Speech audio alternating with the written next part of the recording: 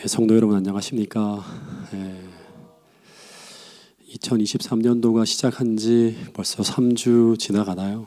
네, 번개처럼 막 시간이 지나가는데 이제 우리가 사경에도 지나가고 이제 열심히 다들 움직이는데 우리가 지난주 사경에 들었던 말씀처럼 우리가 어떤 일을 열심히 하는 것보다 더 중요한 게 뭔가 하면 믿음으로 행해야 된다고 하는 거 하고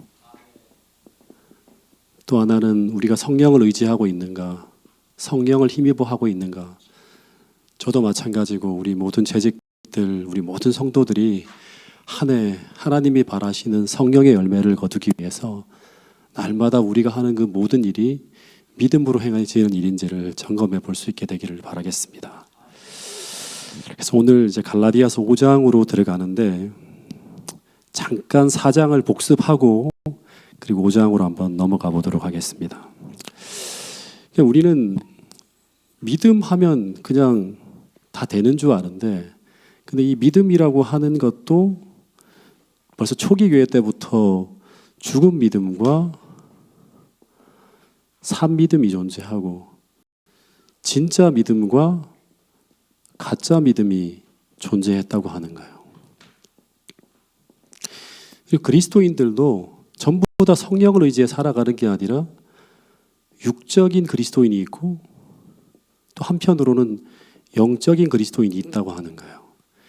그래서 갈라디아서가 쓰여지게 된 거예요. 그래서 오늘 우리 삶에 나타나는 열매를 통해서 우리는 어떤 길을 걸어가고 있는지를 생각해 보라고 하는 거예요. 특별히 갈라디아서 4장에 보면 이제 4장 22절에 보면 교회 안에 존재하는 이 두 무리를 사도 바울은 두 여자와 두 아들의 비유로 설명하는데 이 두 여자는 뭔가 하면 두 언약이에요. 두 언약. 그리고 두 아들은 뭐냐 그러면 이 두 언약을 통해 나타난 신앙의 결과물이 바로 뭔가 하면 이 두 아들이라고 하는 거죠. 근데 이 두 언약 중에 한 언약은 어떤 언약인가 하면 성경에서는 딱 하나의 언약만이 주어져 있어요. 근데 그걸 가지고 새 언약이라고 해요. 그러니까 죄 지은 우리 인류에게 하나님께서 우리를 구원하실 수 있는 언약은 딱 하나예요. 이걸 새 언약이라고 하는 거예요. 죄 짓기 이전의 언약을 첫 번째 언약이라고 하고 옛 언약이라고 하면 죄를 지은 이후에 모든 인간들은 스스로의 힘으로는 의를 이룰 수가 없어요. 그래서 새롭게 언약이 주어지는데 이 언약을 믿음으로 하는 언약이라서 믿음의 언약이라고 할 수 있고 또 한편으로는 우리는 우리 행위가 아니라 하나님의 은혜로 언약을 맺는 거예요. 은혜의 언약이라고 하고 그리고 이렇게 믿음으로 우리가 언약을 맺고 하나님의 은혜 아래 머물게 되면 쏟아지는 게 뭐냐 그러면 성령이에요. 부어지는 게 성령이 수반되어지고 하나님께서 함께 하시는 언약이에요. 여기에는 하나님이 주시는 자유가 있고 쉼이 있고 기쁨이 있고 삶이 변화되어지는 성령의 열매가 나타나는 거예요. 이 언약을 따라가는 사람들을 가지고 영적인 그리스도인이라고 하는 거예요. 이 반대의 언약은 이 아브라함의 여종인 하갈과 맺어진 언약으로 이 언약은 새 언약에 대비되어지는 옛 언약이고 행함의 언약이고 우리를 행위신앙으로 이끌어가는 언약을 말합니다. 이 언약에는 하나님이 함께 하시지 않아요. 이 신앙의 길에는 인간적인 힘 이상의 힘을 사용할 수 없는 길이기 때문에 이 길을 따라가는 신앙적 삶에는 뭐가 있는가 하면 속박이 있고 쉼이 없고 기쁨이 없어요. 속박이 있고 이 언약을 따라가는 사람들을 우리는 영적 그리스도인이라고 아니 육적 그리스도인이라고 하는 것입니다. 근데 이 두 무리는요. 성경이 처음 이제 죄를 짓고 난 다음에 가인과 아벨 영적 그리스도인, 육적 그리스도인이에요. 둘 다 예배를 드리죠. 여호와 앞에. 예. 한 사람은 새 언약, 한 사람은 옛 언약에 머무는 거예요. 예. 그러니까 가인과 아벨, 이스마엘과 이삭처럼 교회 안에 끊임없이 등장하는 무리들인데 결국은 이 두 무리는 육체를 따라 나간 자가 약속의 자녀를 핍박하는 것처럼 결국에는 갈등이 벌어지고 다툼이 벌어지게 됩니다. 지금 그 결과가 갈라디아 교회에 대해서 벌어지고 있다고 하는 거예요. 마지막에도 마찬가지겠죠. 이런 식으로 끝이 난다고 하는 거예요. 그래서 우리의 신앙을 점검하라고 하는 게 사도 바울이 갈라디아서를 통해서 우리에게 던지는 중요한 기별이에요. 여기까지가 지난 시간 공부한 부분입니다. 이 4장의 결론을 보면 그리스도인은 계속 사도 바울이 이제 강조하는 게 뭐냐 그러면 이제 자유예요. 이 그리스도인은 자유 있는 여자의 자녀라고 하는 게 결론입니다. PPT 왜 띄워주시나요? 네네. 그래서 우리가 참 그리스도인이라면 우리는 그리스도 안에서 자유를 누리는 삶을 살아감으로 우리가 구원받은 자녀임을 증거하게 된다고 계속 이야기해요. 그래서 이 갈라디아서 5장 1절에 보면 계속 자유에 대한 이야기를 하고 있는데 이 말씀은 같이 한번 읽어보겠습니다. 갈라디아서 5장 1절이에요. 시작. 그리스도께서 우리를 자유롭게 하려고 자유를 주셨으니 그러므로 굳건하게 서서 다시는 종의 멍에를 매지 말라. 그러니까 이 신앙하는 삶의 기쁨 중에 하나가 뭐냐 그러면 평안이 있고 또 하나는 자유예요. 예. 그 예수님 당시에 예수님께서 메시아로서 공적 생애를 시작하실 때 그때 주님은 자신의 사역에 대해서 설명하면서 이런 말씀을 해요. 이사야서 61장에 나와 있는 이 예언이 자신에게 성취되었다고 하면서 자신이 이 땅에 온 것은 포로된 자에게 자유를, 눌린 자에게 자유롭게 함을 전파하기 위해 이 땅에 오셨다고 말씀하셨어요. 근데 이런 자유를 우리에게 주시기 위해서 본문에 보면 이제 주의 성령이 그분에게 부어졌을 때 이런 사역을 할 수 있었다고 하는 거예요. 더하여서 예수님이 이 땅에서 누리셨던 그 자유가 어떻게 우리에게 이르러 올 수 있는가? 그것은 동일하게 그분에게 임하신 그 성령께서 오늘 우리 삶에 임하게 될 때예요. 그래서 모든 자유라고 하는 것, 평안이라고 하는 것, 변화라고 하는 것, 이 모든 것이 지난주에 우리가 수도 없이 들었던 이 성령에 대한 부분이 항상 연결되어져 있다고 하는 걸 우리가 잊어버려서는 안 돼요. 마태복음 12장 28절 29절에 보면 제가 이 성경책을 자주 인용했는데요. 한번 읽어볼까요? 자, 이 참 중요한 말씀이 들어있어요. 자유에 대한. 시작. 그러나 내가 하나님의 성령을 힘입어 귀신을 쫓아내는 것이면 하나님의 나라가 이미 너희에게 임하였느니라. 사람이 먼저 강한 자를 결박하지 않고서야 어떻게 그 강한 자의 집에 들어가 그 세간을 강탈하겠느냐. 결박한 후에야 그 집을 강탈하리라. 여기 보면 주님은 우리가 자유를 경험하게 되는 방법은요, 먼저 우리를 지배하려고 하는 그 강한 자를 우리가 먼저 더 큰 힘으로 결박할 때, 그때 우리는 그리스도 안에서 누리는 자유를 경험할 수 있다고 말하고 있어요. 근데 이 강한 자가 누구죠? 이 강한 자가 누구예요? 사단이죠. 근데 이 사단은 온 우주에서 하나님 다음으로 가장 강한 존재예요. 그래서 이 사단을 제압할 수 있는 더 강한 힘은 이 땅에 존재하지 않습니다. 그 힘은 오직 신성의 제3위이신 성령 하나님께서 우리 삶에 임재하실 때 그때 우리에게 이르러 오는 거예요. 그래서 마태복음 12장 28절에서 주님은 하나님의 성령을 힘입어 라고 말하고 있어요. 하나님의 성령을 힘입어 귀신을 쫓아내는 것이면 하나님의 나라가 이미 너희에게 어떻게 되었다? 임하였다고 하는 거예요.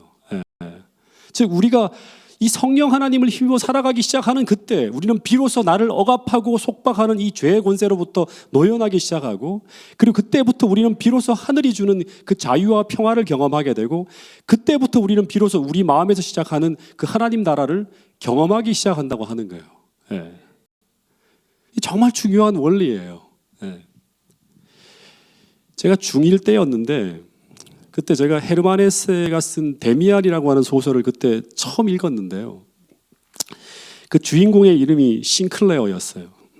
근데 이 주인공이 그 동네 아주 사악한 이 못된 깡패 같은 그 사람에게 붙들려 갖고 매일 돈을 빼앗기고 두들겨 맞고 이루 말할 수 없는 고통을 당하게 됩니다. 근데 이 주인공 싱클레어가 어떻게든 이 친구에게서 벗어나고 싶지만 이 깡패보다 힘이 약하기 때문에 벗어날 길이 없는 거예요. 그래서 매일 억압을 당하고 고통을 당하고 있으면서도 그 깡패 같은 친구의 힘에 눌려서 이 친구가 시키는 대로 모든 것을 다 해야 됐어요. 그래서 부모님이 주신 용돈도 다 빼앗기고 온갖 하기 싫은 나쁜 짓을 다 하게 됩니다. 근데 어쩌면 이것이 바로 죄의 권능 아래에 사는 우리들의 모습일 수 있어요.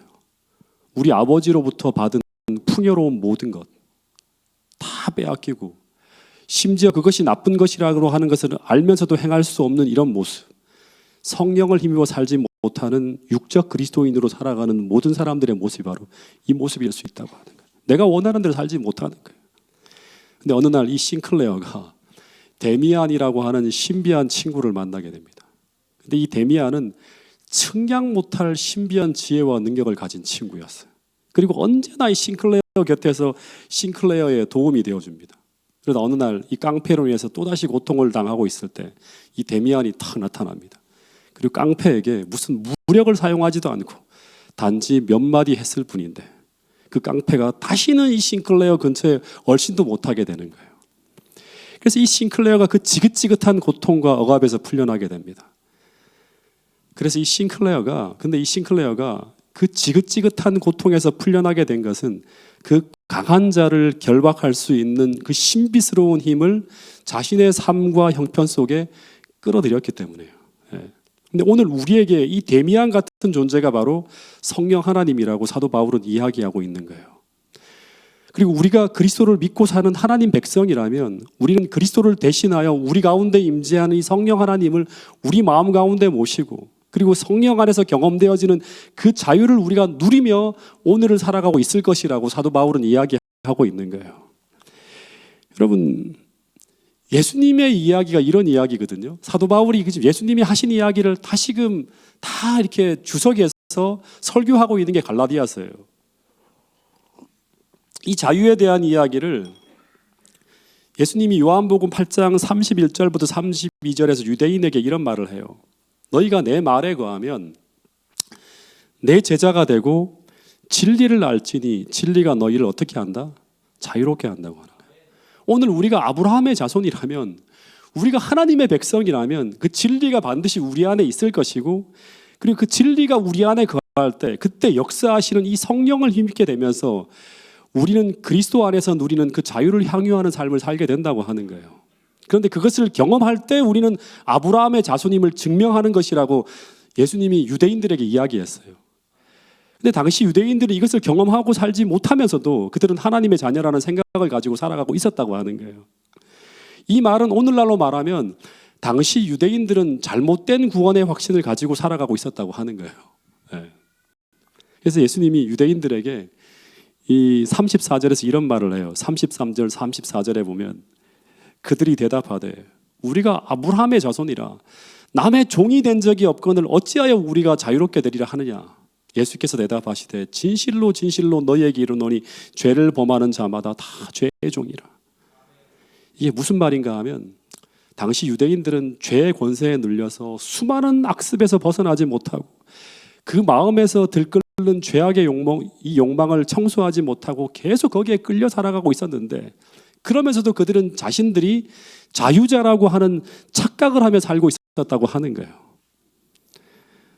그런데 우리도 이런 착각 속에 살 수 있을까요? 우리가 어떤 성경 진리를 알고 있고 그것을 가르칠 수도 있고 전할 수도 있기 때문에 우리는 스스로 자유자라고 하는 착각을 하며 살아갈 수도 있습니다. 근데 주님은 말씀하시기를 요한복음 8장 35절부터 36절에 보면 이런 말씀을 했어요. 아들이 그 안에 거한다면 너희들은 그리스도 안에서의 자유를 경험하게 되고, 그리고 그 사람은 하늘집에 영원히 거하게 되는 사람이 될 것이라고 하는 거예요.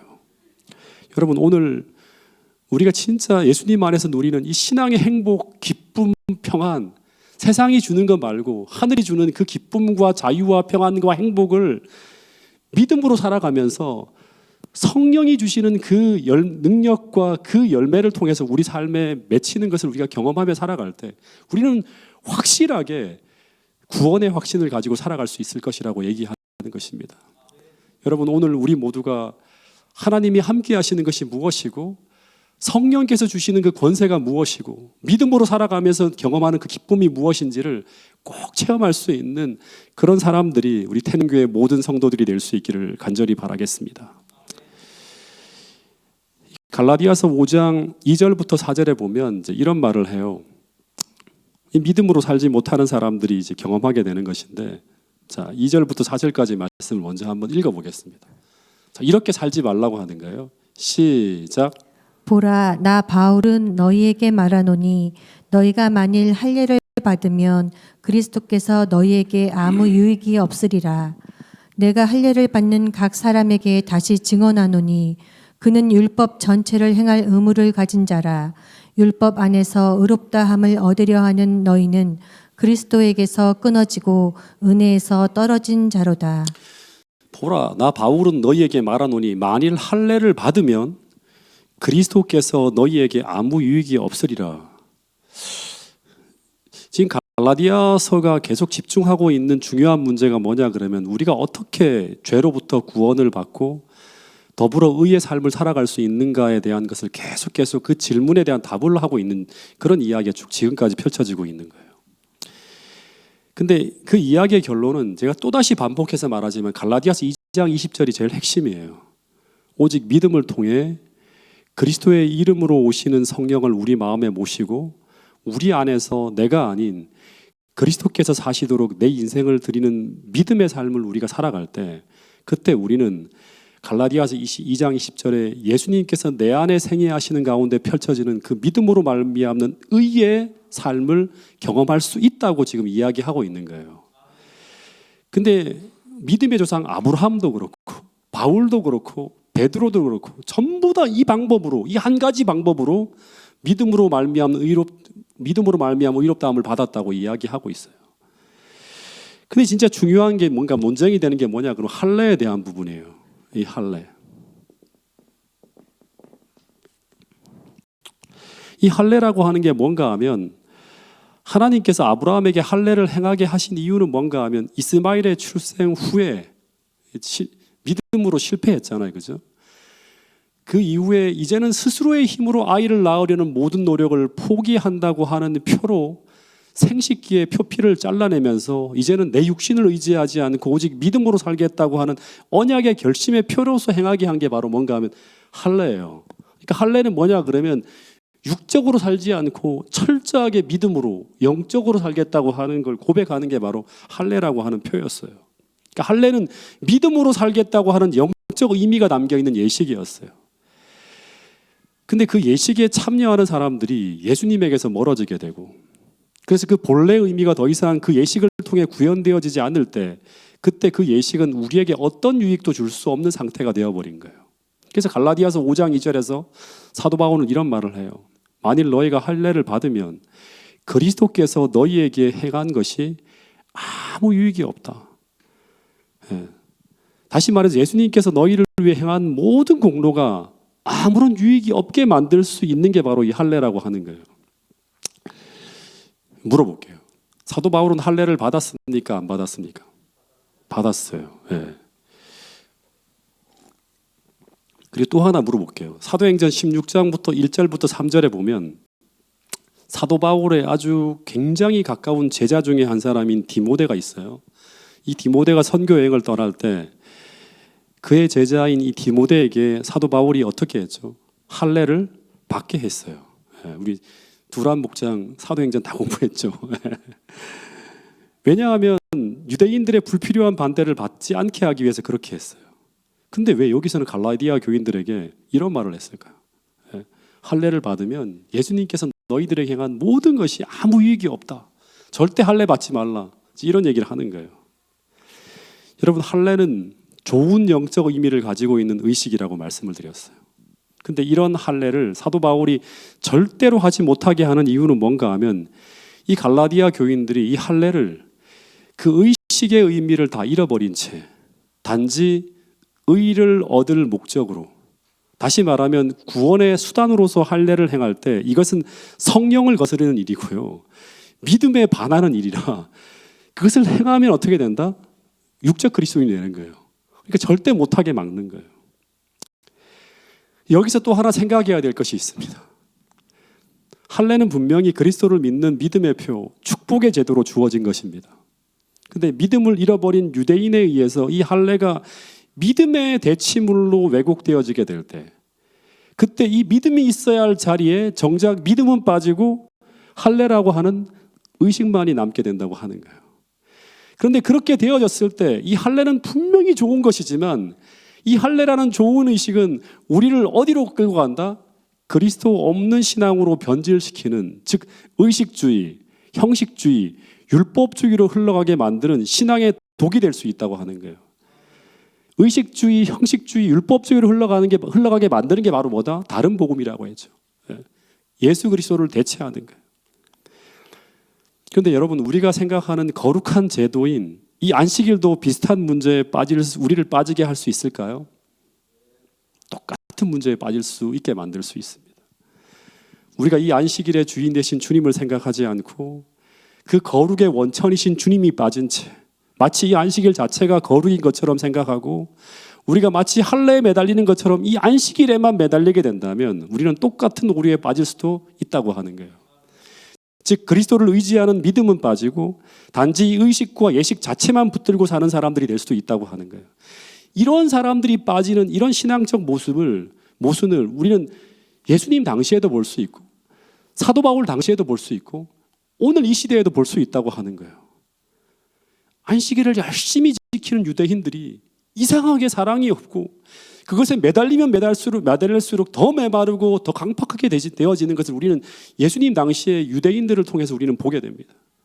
안식일이 분명히 성화의 중심이 되어야 되는데 그 반대의 신앙의 모습이 만들어질 수도 있다고 하는 거예요. 할례라고 하는 제도가 우리를 믿음으로 살게 만드는 그 결심의 표로 나타나야 되는데 정반대의 모습으로 나타날 수도 있다고 하는 거예요. 그 이유는 바로 갈라디아서 5장의 말씀에 비추어 보면 그가 그리스도에게서 끊어져 있기 때문에 벌어지는 보고 있는 모습이라고 하는 거예요. 이게 전부 다 당시에 예수님 당시부터 갈라디아 교회에 이르기까지 수많은 유대인들이 빠졌던 모순이라고 하는 거예요. 여러분, 우리는 정말 안식일을 철저히 지켜야 합니다. 왜냐하면 이 안식일은 하나님께서 우리를 거룩하게 하시기 위해 우리 안에 임재하시는 날이기 때문에 철저히 지켜야 돼요. 즉 원래 안식일은 할례처럼 믿음으로 말미암은 의의 축복을 경험하는 날이 바로 안식일입니다.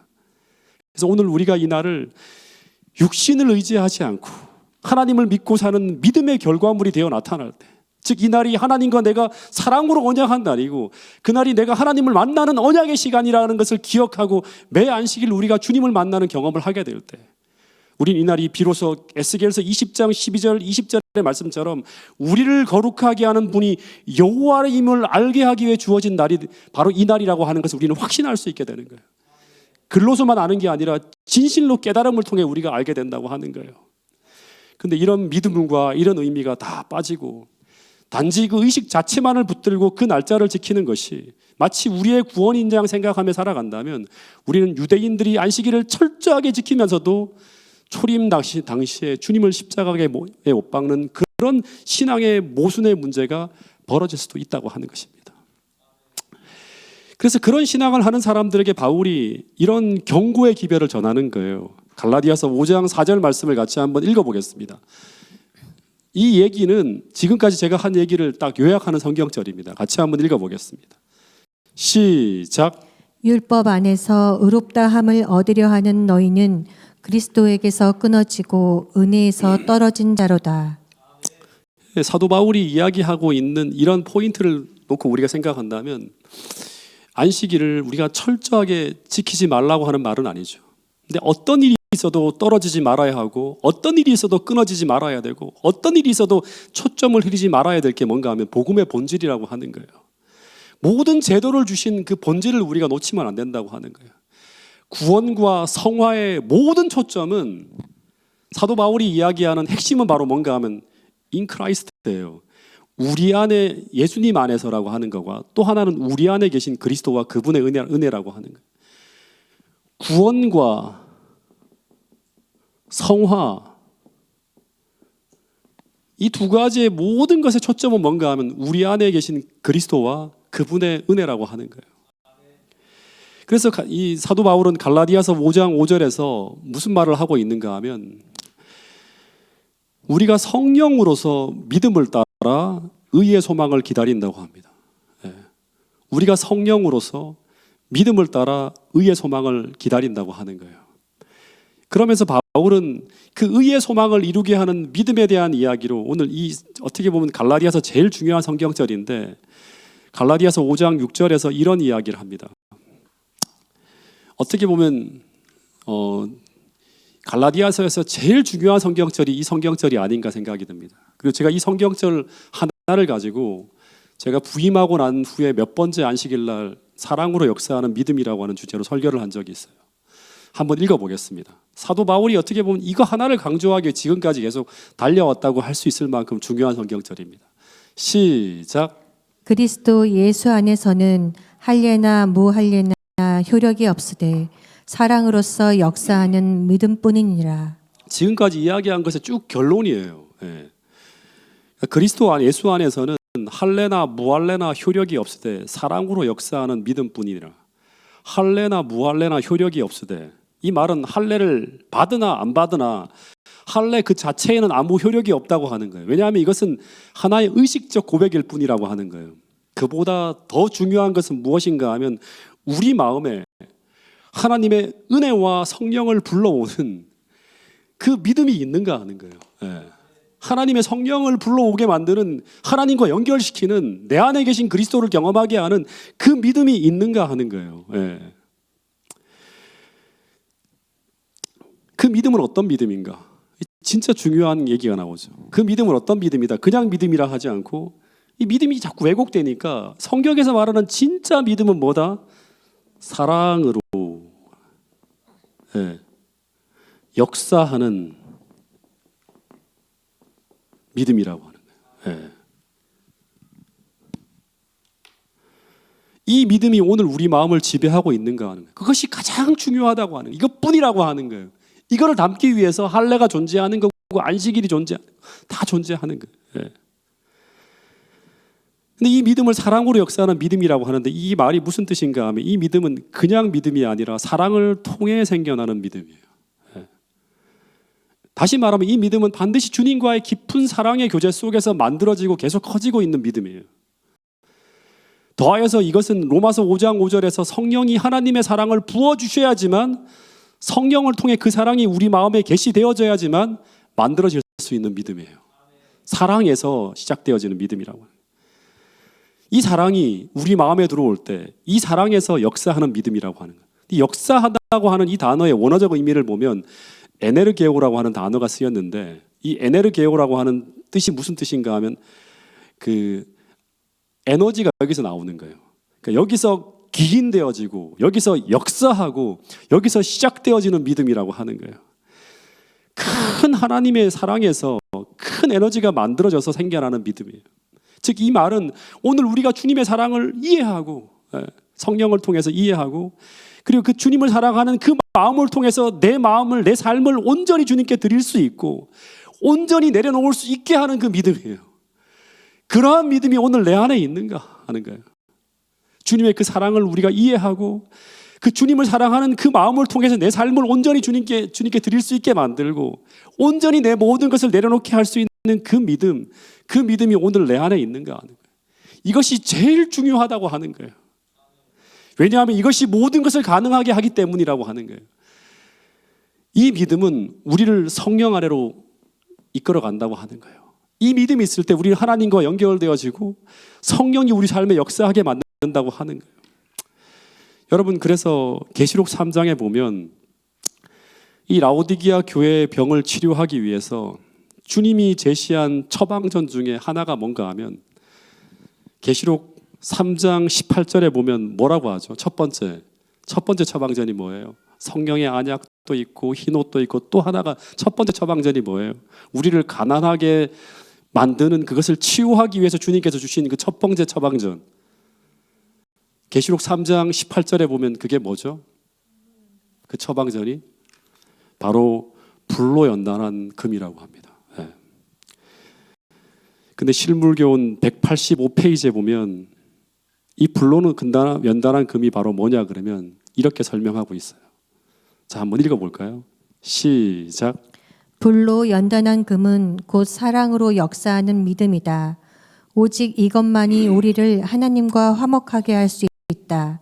우리는 활기차게 많은 일을 할 수 있으나 사랑 곧 그리스도의 마음에 있었던 그 같은 사랑이 없으면 우리는 결코 하늘 가족의 일원이 될 수 없다. 갈라디아서 5장 6절을 완전히 주석한 거예요.